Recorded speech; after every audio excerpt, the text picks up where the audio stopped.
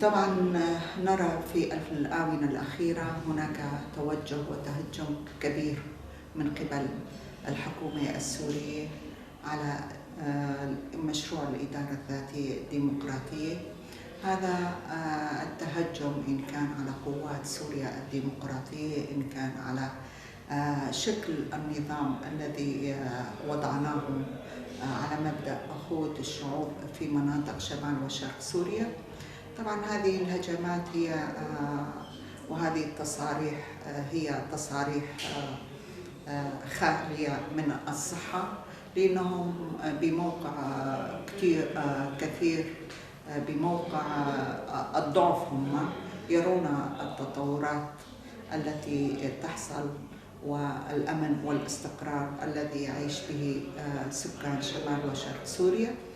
وطبعا هناك أيضا نحن نحمل أيضا الحكومة السورية لما آلت إليه ظروف سوريا، بدءا من التدهور الاقتصادي، التدهور يعني العمراني بكافة مناحي الحياة.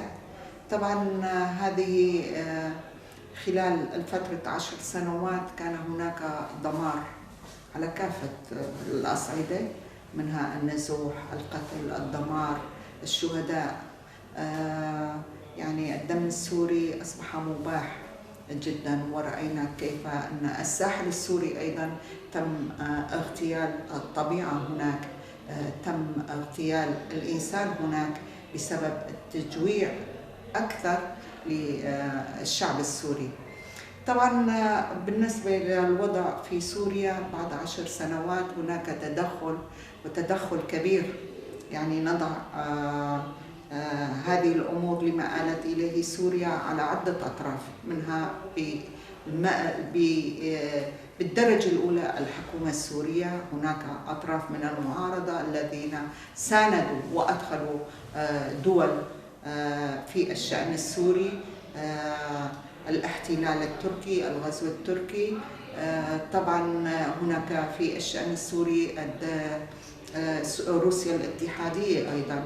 يعني لابد أن كنا نتأمل منها أن تلعب دور إيجابي في الاستقرار، في حماية المدنيين، في حماية يعني ووضع الاستقرار وحماية الاستقرار والأمن في سوريا.